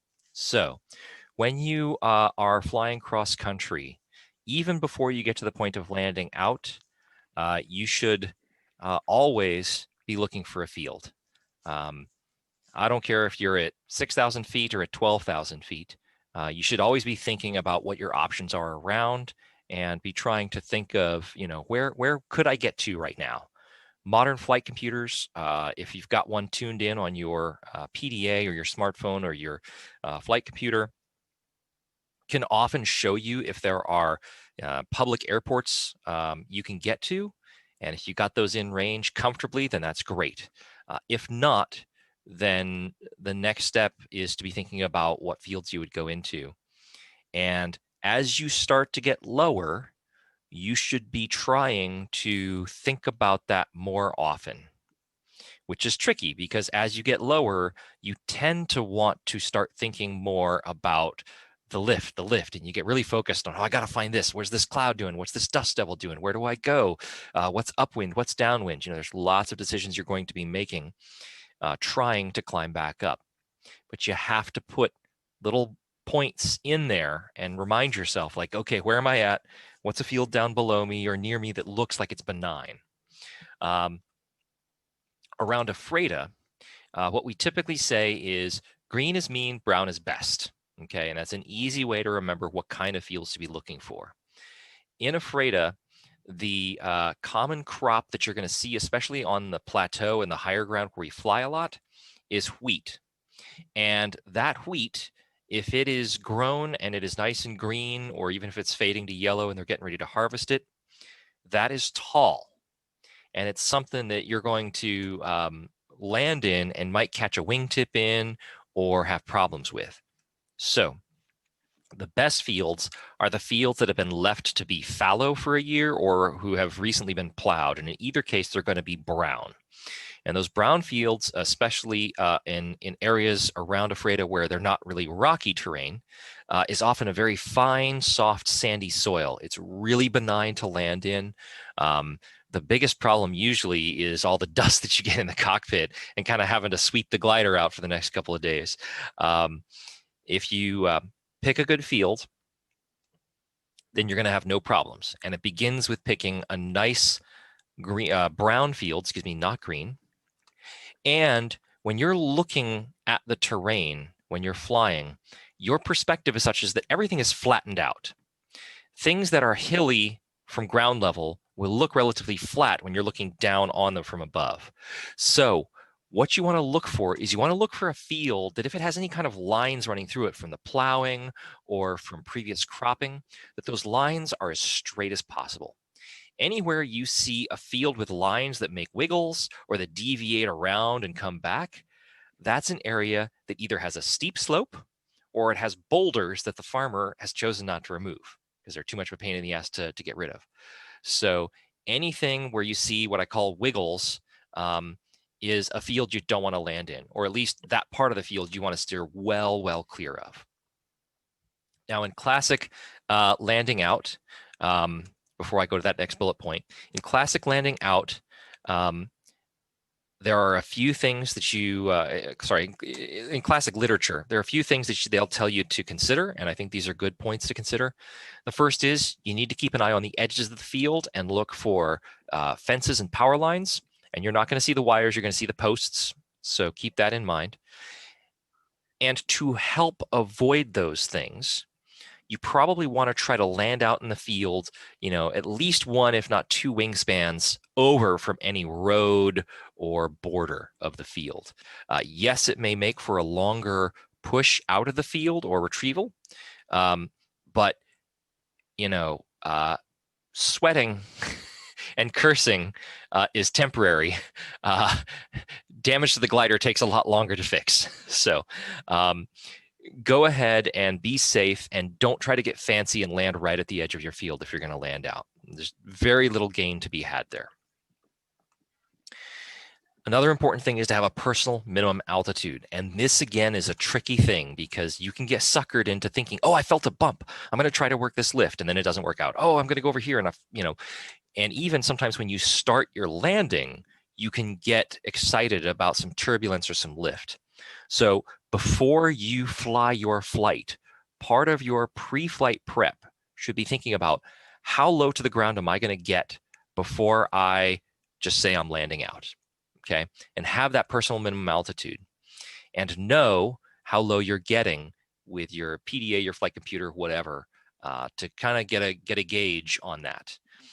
For those of you that are going to fly at EPHRATA, a lot of us will say, as a general rule of thumb, conditions vary, but as a general rule of thumb, the ground is somewhere between 1,500 and 3,000 feet MSL. And you need to be at least about 1,000 feet above the ground for the lift, in a lot of cases, to be organized. So your odds of finding and using lift below about 4,000 feet MSL out of EPHRATA are close to zero. And really, most of us start to get pretty edgy below 5,000 feet. Once you get down below 5,000 feet, you're kind of in that like, okay, I got one shot to find some lift and make it work. And if you're getting down below 4,000 feet, even if you're over a lower part of the basin, that's usually about the time where you're thinking, okay, seriously, I need to pick my place and start setting up for a landing. And then whatever your personal minimum is, when you hit that, you commit to the landing. It doesn't matter at that point. If you hit lift, if you see a dust devil, if somebody radios from the next field over and says, I got a great 10 knotter, you commit to the landing and you stick with it. Changing things up once you're in this position is much riskier and much less likely to pay off than just making a safe landing, having a solid end to your flight, and being able to fly tomorrow, no problem. That's the goal you need to set in your mind. The moment you believe that you're at your personal minimum, you're no longer on your cross-country flight. You're bringing your flight to a safe conclusion so that you can fly tomorrow. And that's what you got to have in your mind. As I mentioned before, terrain and obstacles are the biggest factor. You should think about the wind, and if you can land into wind, that's great. But depending on your situation, you might not have time to maneuver over for an upwind landing. And if your choice is between landing into the wind and landing in a position that gives you the least obstacles, go for the least obstacles in the safest ground situation. On the radio, if you have time, announce your intentions to land out once. Make it really clear. Don't worry about giving people a ton of information. Just, EPHRATA gliders, Papa Mike is landing out 10 miles north of Soap Lake. We'll radio again on the ground. That's it. After that, ignore the radio. Just like you're going to ignore any bumps, any lift, anything like that, you're going to ignore the radio. And I'm going to tell you a quick little story about how I know how important this is. My very first land out was out at EPHRATA. It was up just a little bit west of Coulee City, actually, up on the plateau. I'd had a pretty low save the previous day in that area, and it was kind of a marginal day, and I worked my way up there, and I thought, I am not going to make that same mistake twice. I'm not going to go into this one area and get suckered. I'm going to fly past it. So I did. And I didn't make the same mistake twice because I didn't find any lift and I didn't make a save. And as I was starting to land out, I got very nervous because it was my first land out. That's totally natural and normal. It's natural and normal to be land out your 5th or 10th land out sometimes too. Bottom line was, I knew there were 3 or 4 other gliders flying, but I didn't have any dedicated crew. I'd never done this before. And I knew that on the ground, your radio signal doesn't go as far. So I was really worried. So I started radioing in, hey, Papa Mike is getting ready to land out. Papa Mike has spotted a field. I'm going to land out. All right, I'm setting up for my base. I think it's a good field. I'm going to land out. And I gave, unintentionally, a running commentary all the way down till I was on final. Now, the problem with that is I got so caught up trying to tell everybody exactly where and what I was doing that I forgot a very important item on my landing checklist. I got down into the flare and realized I wasn't touching down. And luckily, I was carrying a little extra speed, which is not necessarily a good thing on a land out. I realized my gear was still up. And I was able to just pick up the nose just a little bit, drop the landing gear, and then set the aircraft down. But there was a problem. The field that I thought was flat was actually humped in the middle. And I was landing at the top of it, or so I thought. Because I pulled up to put my landing gear down, now the ground was falling away from me, and I was chasing the ground, trying not to accelerate downhill. Luckily, it was a very big field. I had lots of room to run, but by the time I set the glider down and came to a stop, I was about 400 or 500 feet down the slope in very thick dirt, and it took me 2 hours to push the glider back up to the top of the hill where it was level with the road so I could get retrieved. And that was a very sweat-filled, somewhat curse-filled lesson. Luckily, no damage, but a lesson on the importance of focusing on the landing. So don't follow my example. Announce your intentions once, and then go through your landing checklist and just focus on the landing as if you would be doing a normal landing. I do remember that day. Yep. Jim was one of the 2 folks, I believe, along with Steve, who came and helped me out.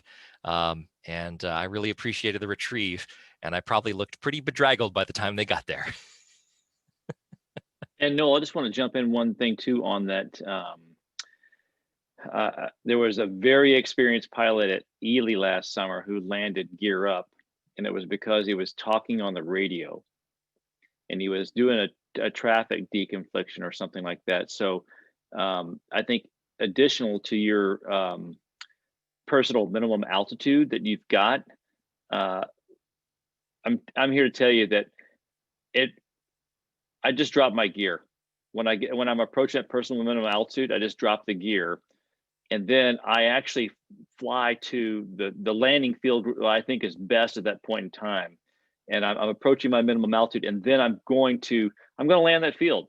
Now, if I'm still slightly above my personal minimum altitude, and I see a dust devil coming through there, I might try to take a turn or two in that. But generally, it's difficult to work very low, like you said, and the wind and stuff can become a factor, and you can get blown away from this beautiful field that you have just picked, and you're not really in a good position to land coming in. So whether it's an off-field landing that you're trying to broadcast, hey, here I am, and make the one call and then be done with it, or you're coming back into the field, if it gets busy coming back into the field, there's really no reason to really delay lowering your landing gear below 1,000 feet. I mean, even if you thermal all day with your gear down, your glider is going to fly pretty well. So be careful whenever you start talking on the radio and you're coming into land.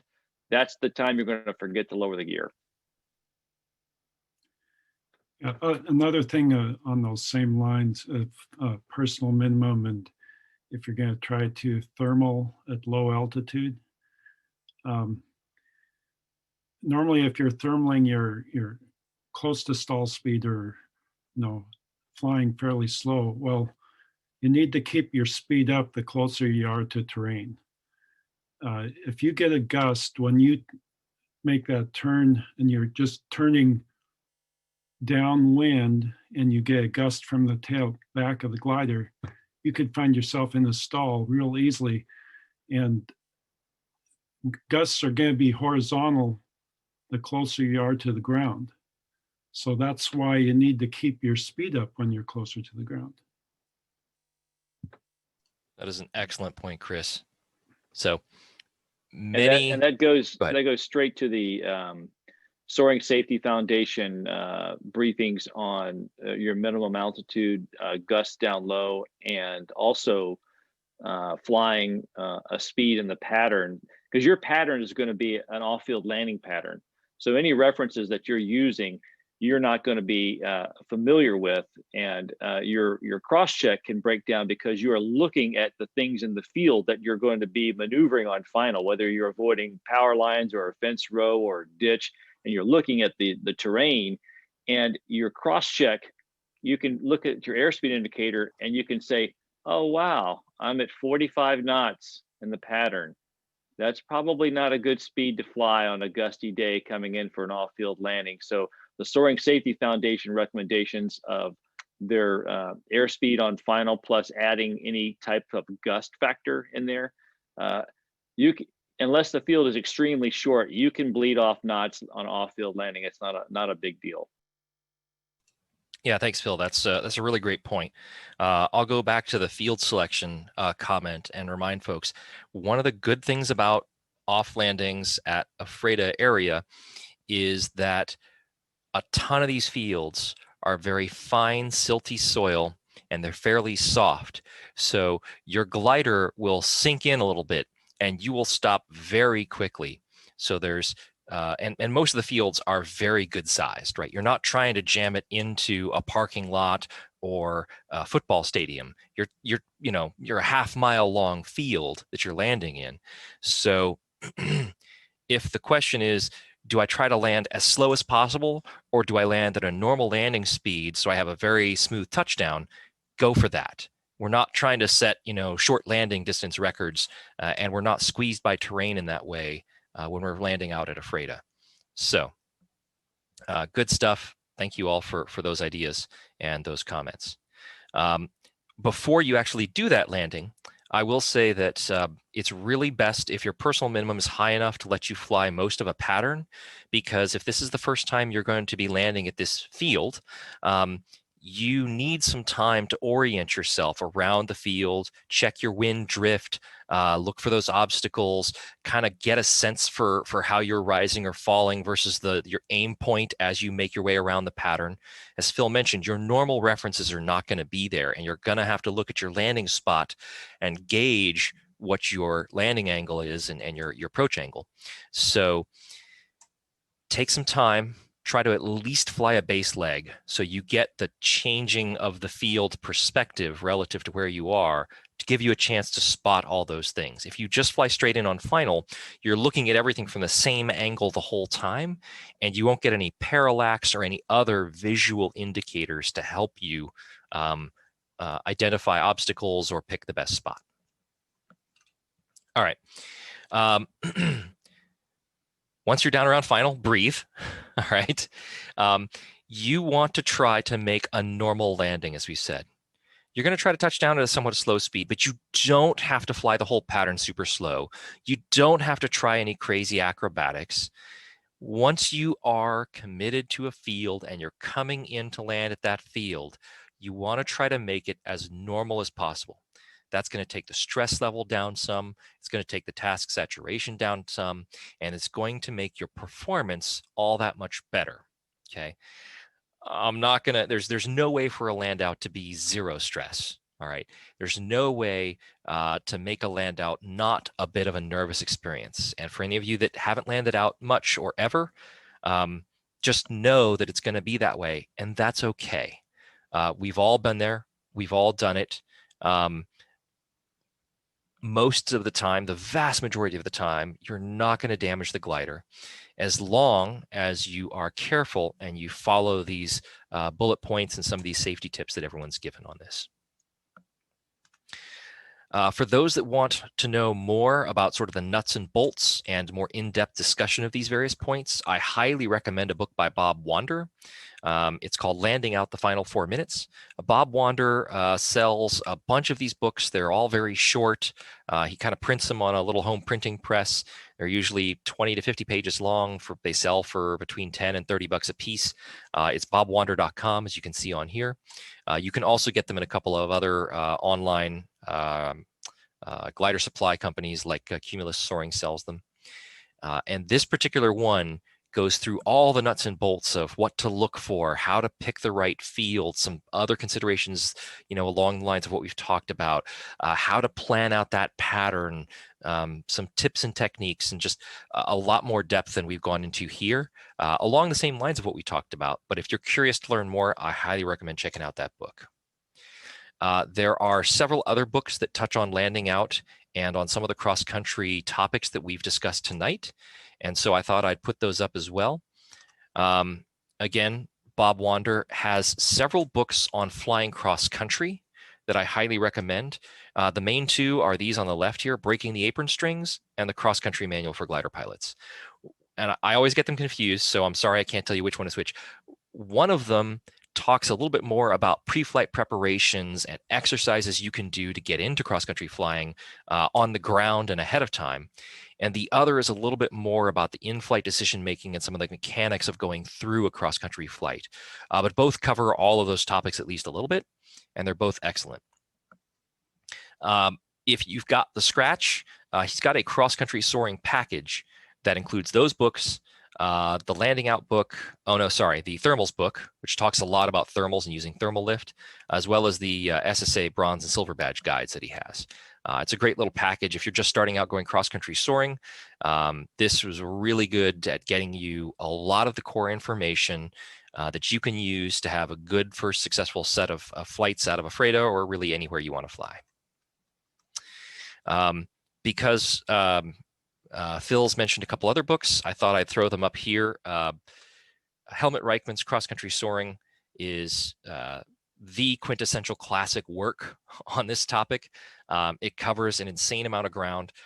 It's impossible to overstate how much Helmut Reichmann put into this book that a lot of people rediscovered decades later and then realized, oh no, wait, he covered this like decades ago. It's a pretty hefty book, so it might not be the first book you want to read on cross-country soaring or the only book, but it's one of those things that you can pick up and refer back to year after year after year as you get more and more into cross-country soaring. In the meantime, a little bit lighter reading, but still very interesting and very valuable. There's an author named Kai Gersten. He's put together a whole series of presentations and PDFs, I think in the late 90s and maybe the early 2000s. And a lot of those are available in various places online. And one of the quintessential ones is the Introduction to Cross-Country Soaring that again covers a lot of these core topics we talked about tonight. You can find a lot of these books on Cumulus Soaring. And oops, I guess I didn't get a chance to put the picture in here. Let me see if I can bring up the website. Nope, don't have it. Cumulus Soaring also hosts several of Kai Gersten's presentations and books that you can download as a PDF for free. So if you go to Cumulus Soaring, go to the cross-country books area, and then scroll down, you'll see at least 2 or 3 of Kai Gersten's various presentations for a $0 price. So hard to beat free. I encourage you to check them out. And if you Google around Kai Gersten Soaring, you might also find a few other places where his articles are hosted. Unfortunately, the links that I have are all not working right now, or I'd share them with you, but I'm sure they're out there and available. The last thought I wanted to leave you with, and then I'll turn it back over to Phil, is that although we've talked about landing out a bit, and we've talked about some of the things that can go wrong, I don't want people to think that this is a huge problem or a huge danger in cross-country soaring. Landing out is something that you may do once or twice a season if you're really pushing it and going cross-country. And that's not a bad thing. It means you're learning and you're trying and you're pushing your skills forward. If you do it safely, like I said, you're not going to hurt the glider. Occasionally, some of us wind up with wounded pride, but that heals in time. I'm there to tell you.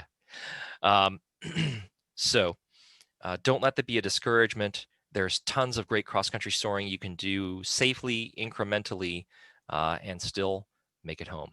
So we hope you always make it home, because then you get treated to wonderful evenings on the EPHRATA clubhouse deck like this one.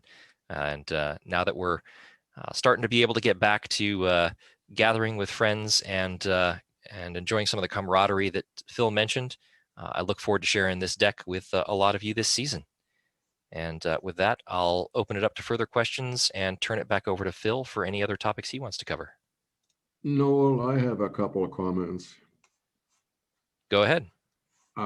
When you land out at EPHRATA, try to do it near the street so you don't have to walk too far through the field. For a couple reasons. It's easier to get to your trailer. And reason number two is the farmer will appreciate it because he plows the field and things happen to his field when you don't stomp on it. And us stomping on his plowed field kind of ruins the refreshing of the field. So they want a minimum of that kind of stuff. It's a small issue, but if you recognize that and tell the farmer you're doing that, you were in much better luck.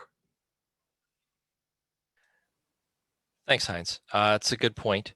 I'm going to stick to my earlier point that I think it's better to be safer when landing, especially if you're new to cross country and landing a little further into the field. However, one very important thing that I didn't mention that I appreciate you bringing up, Heinz, is farmers are sensitive about driving equipment out onto their fields. So if you do land out around the EPHRATA area, you're going to want to keep your trailer on the edge of the road or the edge of the field and disassemble the glider and walk it into the trailer. Do not drive the trailer out into the field.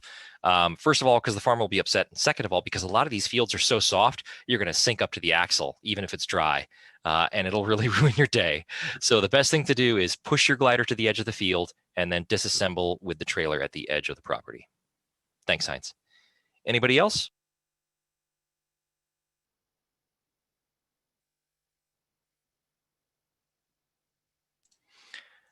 All right, Phil, let me turn this back over to you and take it away for anything else you want to cover here. Well, I think we've got Charlie on board, and he was going to talk about some tow plane operations happening out of EPHRATA. So we should hand it over to Charlie and see what he has to say. Yeah, hey, sorry I'm a little late to the meeting. We're actually starting our operations at EPHRATA this weekend. Jim is going to be towing Saturday and Sunday, and a couple of us are going out to get some tows and get the operation going. And then next week, Frank is going to go with me for 2 or 3 days, and we're going to do a little TLC on the Pawnee and, look around and try and get a little flying in. So tows will be available if anybody wants to go out and, get started a little early.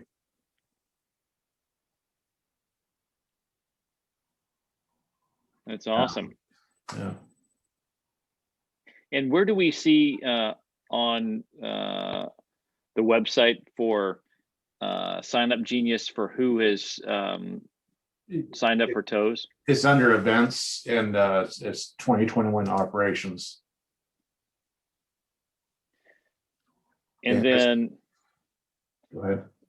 for other folks that are perhaps going to fly their, because there's some runway closures and things like that at Arlington. Correct. What is the website for the Sign Up Genius for our members that would be trying to fly out of Arlington prior to dust up, and they're trying to see if a tow pilot is available from the Evergreen? That's Evergreen, and I think you have to be a member to look at it, but you can probably get a link from a member pretty easily. So you have to be on Evergreen's website, and then you'll be able to see the Sign Up Genius for the tow pilots. Okay. Yeah, let me see if I can put it in the chat here. Or you can just ask an Evergreen pilot.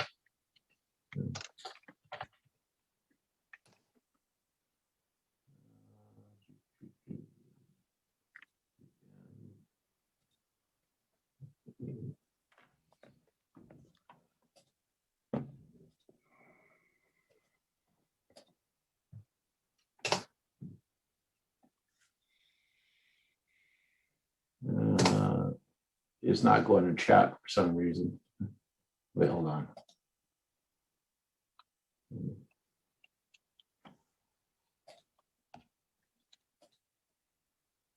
Charlie's posting that. Does anybody have any other questions about the topics we covered tonight?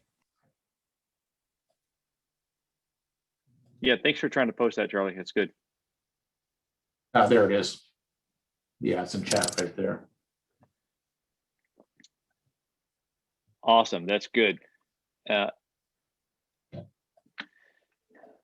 I will throw out one thing that it seems to work for me, and I haven't seen this covered all the time in the discussions that we've had. I know it's in other books, but like you were talking about as far as the land out fields, and I totally agree with you that the gliders are made to land in fields. So that's probably one thing that we really have going for us.